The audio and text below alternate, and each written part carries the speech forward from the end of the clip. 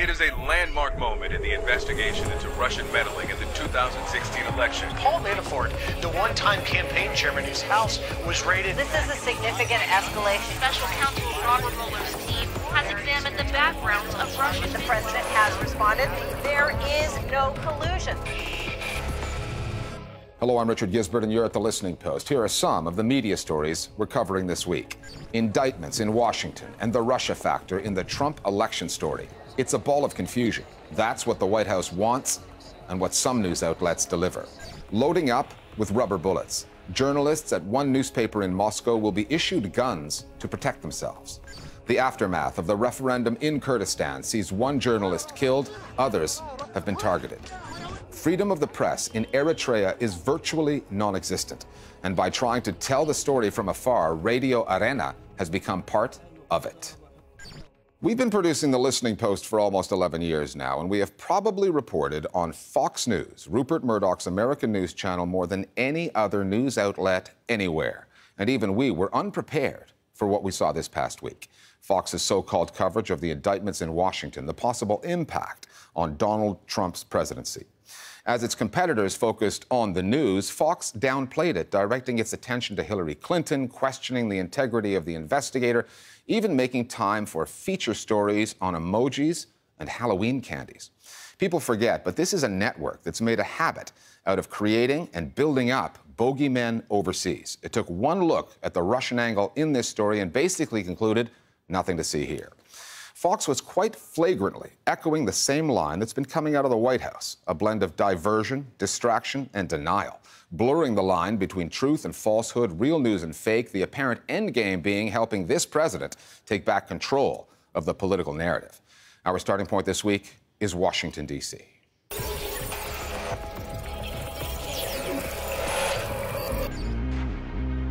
The first indictments from special counsel Robert Mueller's investigation have just been revealed. This is an important story, right? It's dealing with the legitimacy of the Trump presidency, right? 12 counts, potentially decades in prison for the president's former campaign chair, Paul Manafort. Indictments had been handed down. A guilty plea had been entered. George Papadopoulos admits now to the FBI that he lied about his contacts with people in Russia. One set of facts that were clear and not open to interpretation, right?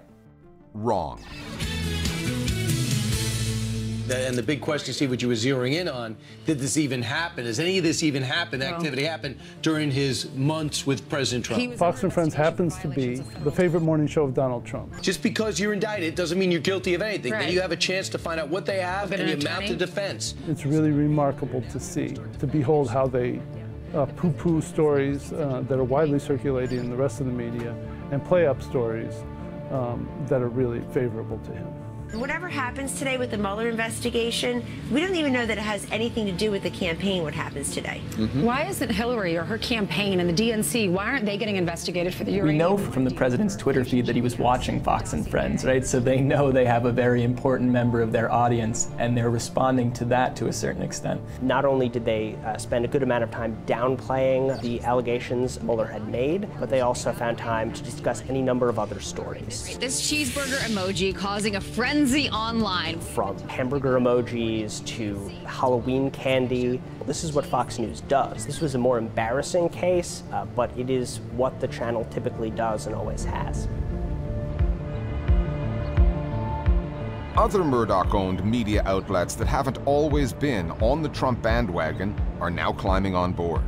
8 months ago, the Wall Street Journal published an editorial questioning the president's credibility, calling Trump his own worst political enemy, and saying of his obsession with so-called fake news that if he doesn't show more respect for the truth, most Americans may conclude he's a fake president.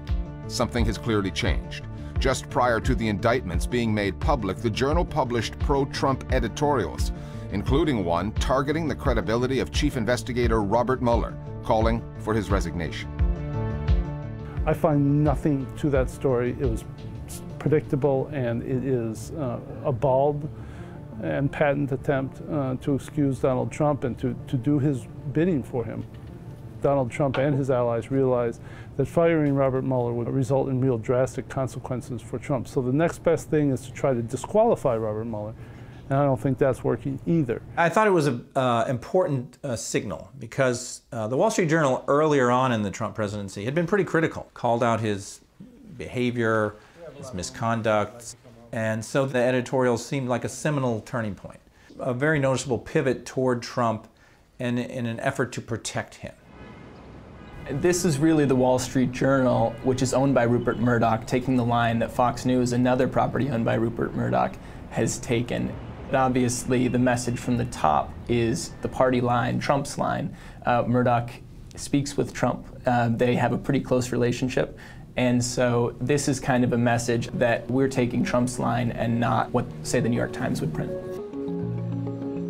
Much of what pro-Trump elements in the U.S. news media have produced on the indictments, their strange obsession with Hillary Clinton included, seems designed to sow uncertainty in the minds of Americans on a story that was already complicated.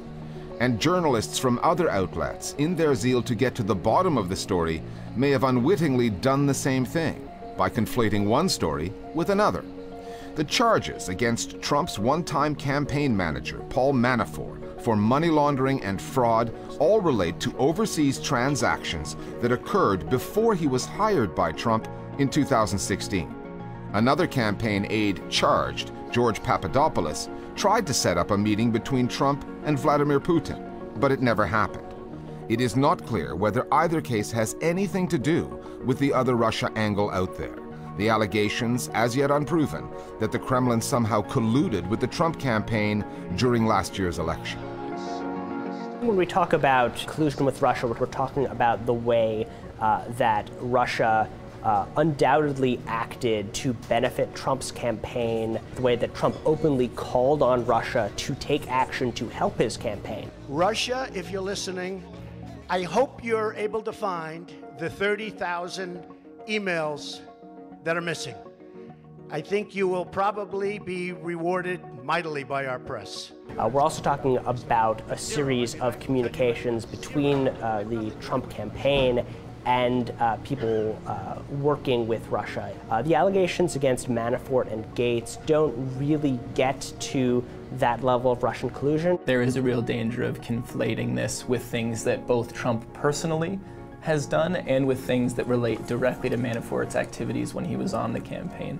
The fact that you do have Trump's campaign chairman in a courthouse pleading not guilty to charges that involve Russia to a certain degree means that it's still a story, but it doesn't mean that President Trump called up Vladimir Putin and said, how do we fix this election? This goal of proving collusion is kind of being such a overarching theme of the media that in some ways it plays into the right-wing media's own narrative. There is zero evidence of Trump-Russia collusion, zero evidence of campaign collusion. And in spite of all of that, the media has been lying to you all day and all weekend long. Because, well, if they don't prove that Trump and Putin shook hands and, passed messages or something, then the whole thing has been a goose chase.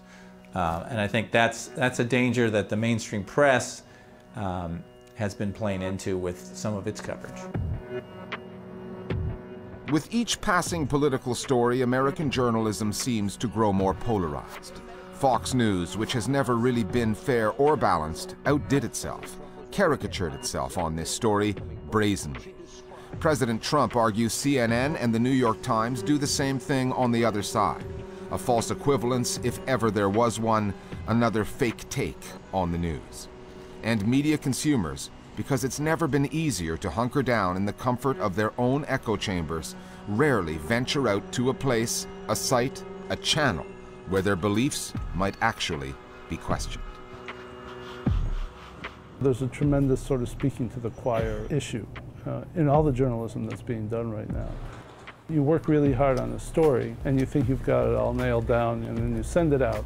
And you wonder if you're not just fully cementing the beliefs of people who already share those same sentiments. Conservatives have spent decades building a parallel news apparatus in order to ensure that conservatives have an entirely different set of facts than those that everybody else gets.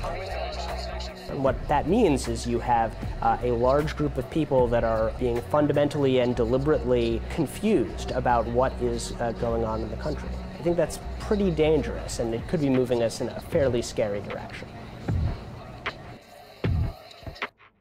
Other media stories that are on our radar this week. You know that press freedom is in a dire state when a newspaper feels the need to arm its reporters for their own safety, which is exactly what happened in Russia this past week. The paper is Novaya Gazeta, one of the relatively few news outlets in Russia still willing to openly criticize the Kremlin and President Vladimir Putin. Editor Dmitry Muratov said he intends to arm his reporters with guns capable of firing rubber bullets to protect them. The announcement comes days after Tatiana Felgenhauer, a reporter at Radio Echo Moscow, was stabbed in the neck inside her own station, an attack she survived. Independent journalists not towing the government line in Russia work in a hostile environment, and Novaya Gazeta has been disproportionately affected. Several of its journalists have been killed over the past few years or have died under mysterious circumstances. The murder in 2006 of Anna Politkovskaya, a noted critic of the Kremlin, remains one of the most notorious assassinations in modern-day Russia. The Kremlin is often accused of failing to adequately respond to attacks against journalists, thereby creating a climate of impunity. In Iraq, Kurdish media workers have been targeted as political temperatures there rise following a bid for independence. On October 30th, Arkan Sharifi, a Kurdish cameraman working for Kurdistan TV, was stabbed to death by a number of men south of Kirkuk. Kurdistan TV, which is affiliated with one of the region's main political parties, the KDP, has been covering alleged human rights abuses by Iraqi pro-government forces and has also been reporting on clashes between Kurdish and Iraqi fighters. A day earlier, a mob attacked television crews from two other Kurdish broadcasters, NRT and KNN, in the Kurdistan region's capital, Erbil. In Baghdad, the Iraqi Commission of Media and Communications ordered two Kurdish satellite channels, Ruda TV and Kurdistan 24, off the air, accusing the networks of inciting violence and undermining peace and security. The Turkish authorities are similarly inclined. Ankara has ordered the country's main satellite provider, Turksat, to take the channels down over allegations that the stations promoted Kurdish independence. Myanmar is showing signs of losing patience, with journalists working for foreign news outlets on the Rohingya refugee story, recently arresting two reporters working for Turkey's state-owned broadcaster TRT. Lau Hon Meng from Singapore and Mok Choi Lin from Malaysia, as well as their Burmese colleagues An Nain So and Hla Tin, were arrested for breaching import laws by bringing a drone into the country without a license, an offense punishable by 3 years in prison. Relations between Myanmar and Turkey have soured, with Turkey's president, Recep Tayyip Erdogan, accusing the Myanmar government of carrying out a genocide against the Rohingya Muslim minority. Over the past 2 months, more than 600,000 Rohingya have fled to neighboring Bangladesh to escape what the UN has described as a textbook example of ethnic cleansing. Myanmar had made significant progress on press freedom since the end of military rule in 2011. However, with several journalists arrested this year and the government strictly controlling the coverage of the Rohingya, there are tangible signs of those freedoms eroding. Every year, the French media watchdog group Reporters Without Borders ranks countries in its index on press freedom. Eritrea has consistently been at the very bottom of that list, the worst of the worst until this past year, when it rose by 1 spot, above North Korea. There is only state-run media operating within the country, so many Eritreans have grown to rely on a news outlet operating in exile. Radio Erina is based in France. It beams its way home via satellite and shortwave. The station has come to provide a lifeline for the 5,000 refugees fleeing Eritrea every month. Many of those refugees are kidnapped by human traffickers along the way, held for ransom. For them, Radio Erina plays two roles, one part news source, one part hostage negotiator. Before we show you this report, know this. We approached Eritrean officials in the capital as well as London and New York to get their side of the story. None of them chose to comment. The Listening Post's Nick Muirhead now on the state of the media in Eritrea and Radio Erina, the news outlet on the outside, trying to make a difference.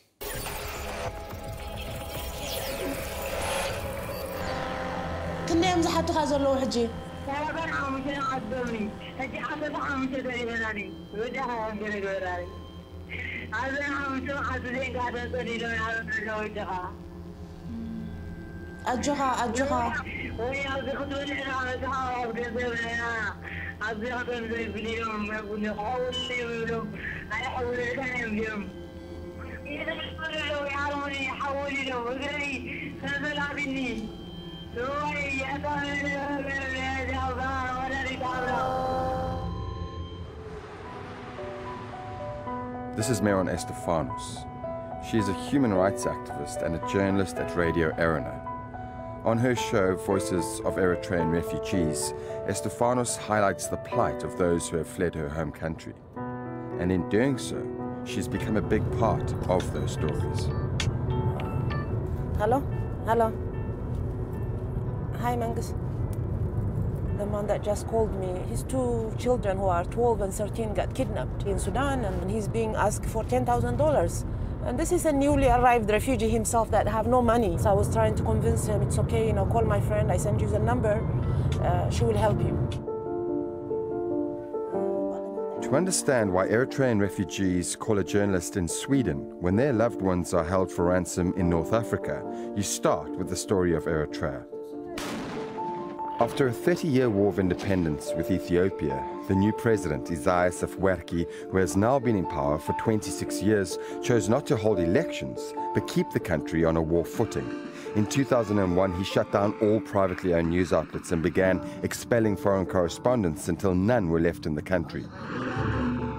All that remained was state media, news outlets that toe the government line. So there is only one government newspaper, one TV station, one radio station, all run by the state, and journalists of those who work in the government, they don't have any freedom to express, or they don't have, so to me that basically portrays as if the country is progressing, well, as where everybody knows that the country is just regressing again. When the Arab Spring was happening, the Eritrean state TV, none of the Eritrean state media was reporting what was going on in Tunisia, in Egypt, in Libya.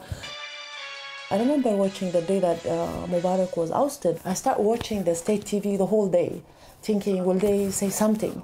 It was never mentioned. So the people are very ignorant. They do not discuss real issues that happens in the country.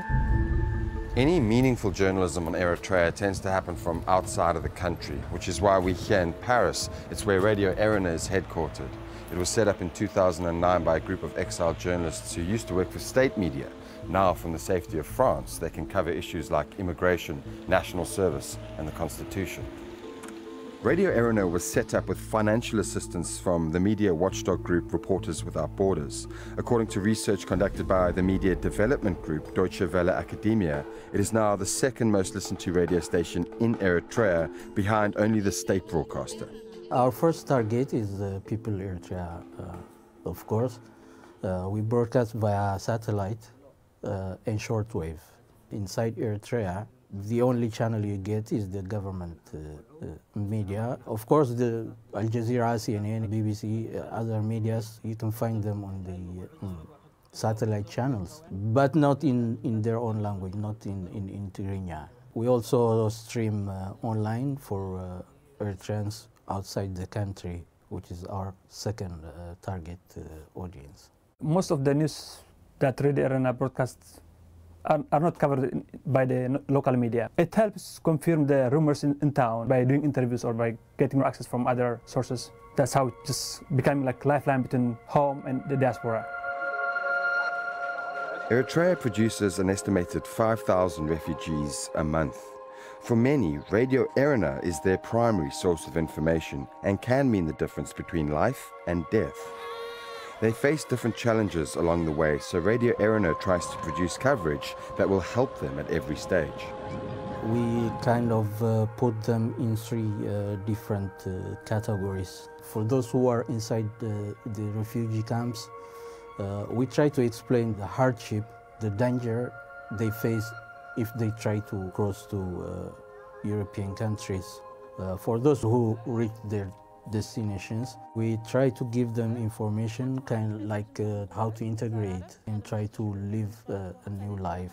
For those who are on the road, they do face the biggest challenge. A lot of terrible things happen. 8 years ago, as Radio Erina was getting started, a disturbing trend was developing along one of the main escape routes out of Eritrea. In the Sudanese and Egyptian deserts, refugees were being kidnapped by human traffickers and held for ransom. They would be given a mobile phone and told to call relatives and beg for money. Families that did not pay would have to listen to their loved ones being tortured repeatedly as the human traffickers tried to extort their ransoms. Which is where Estefanos comes in. As one of the only journalists covering the story, the victims and those trying to set them free started calling her for help. She became a go-between. As a journalist, Estefanos would shine a light on individual cases, and as an activist, she would help raise the money to pay their ransoms, which raises the ongoing debate over whether or not to pay ransoms, but in this case, it's hard to argue. The people that I was talking to on a daily basis kept dying one by one. I felt helpless. I did not have that kind of money. And then I talked to, there were a group of 29, 28 men, one woman, younger woman who was 18 at that time. And her story really touched me. And everybody was saying, we understand, like, you cannot raise money for 29 people, but can you at least save this girl? Because for them it was too much to see their sister that traveled with them was being raped, gang raped in front of everybody. And they said, please help her. She doesn't have anybody. She comes from a very poor family. So that kind of motivated me to raise money. So I did not use Radio Erina, but social media saying, the girl that you heard in my program is in this kind of position, so let's do something. What sets the Eritrean refugee story apart is that they are not fleeing a war, but the byproduct of a war. Mandatory national service was introduced to rebuild the country after Eritrea's war with Ethiopia. The terms are meant to be 18 months, but according to Amnesty International, they can be indefinite, often lasting decades, and are a form of forced labor, which the government denies, but most Eritrean refugees will tell you it's why they fled the country. 2 years ago, the EU quadrupled its foreign aid to Eritrea to $237 million to keep refugees out of Europe. The money came with the vague proviso that Eritrea would improve its track record on human rights. However, when a France 24 crew was granted rare access to the country last year, it managed to show through an unscheduled stop on its guided tour that the practice of indefinite national service continues. There's no limit. We're not paid. They don't give us anything. It's the military service. Eritreans who listen to Radio Erina will know the horrors that await them if they flee the country. But still, they choose to leave, which should tell you all you need to know about life inside Eritrea. But despite that, this journalist is asking them to stay. Migration is not the solution. Fleeing is not going to change anything. I strongly believe that. So I try to talk as much about these issues, about the kidnapping, so that people don't even attempt, like whatever is making you happy, try to change it in your country. But if you flee, this is what will happen to you. So discouraging people from fleeing from Eritrea, this is one of the things that I fight for. Inside Eritrea, people are afraid of talking, and there's mistrust between colleagues, neighbors, friends. What we created is people start to talk, what they hear about Eritrea from our radio. So if you start talking about some issues, then you're building trust. I think it has a lot of impact inside Eritrea. Finally, in our lead story, we looked at Fox News, in particular its early show, Fox and Friends, and how it's grown into Donald Trump's morning media bubble of choice. Never mind that one anchor at CNN has taken to calling Fox State TV. Trump frequently tweets his approval of the morning show, which must mean the world to them. We'll leave you now with a compilation of clips to give you an idea of what makes Fox and Friends breakfast TV fit for a president. We'll see you next time here at The Listening Post. I'm brought to you courtesy of the red, white, and blue. And that's what happens when a 21,000-pound bomb explodes in the Afghanistan-Pakistan region. It took me 2 or 3 blocks before I found a woman and found a white person. That's kind of the dodgy areas of France. Just an aside to the Muslim community, if you don't want to be portrayed in a negative light, maybe don't burn people alive and set off bombs. Well, let me just ask, are any of you concerned that President Trump, his campaign, colluded with Russia to get elected? No. Any of you think that happened? No. Generally, the man is the alpha and the woman is the beta. So that's how almost all relationships start, right? You, as a man, make the phone call. You pick up, you pay the bill. You actually even ask the woman to marry you. This is the least sexist, least racist, most free, most equal, most prosperous country in the history of humankind. Leggings and a hooded sweatshirt. All right. Now, Willie, I think that's modest, yeah. you think that, but Modest. you said earlier you would like to see something covering. President Trump just finished the trio tweet. You have treated me very fairly, and I've been a friend of your show for a long time. If he doesn't tweet it, it doesn't get out there with the way it needs to. Remember those call-ins, right? For years. He wants to drive the news because the news is being driven against him. It's actually genius. Maybe without those call-ins, somebody else is sitting here.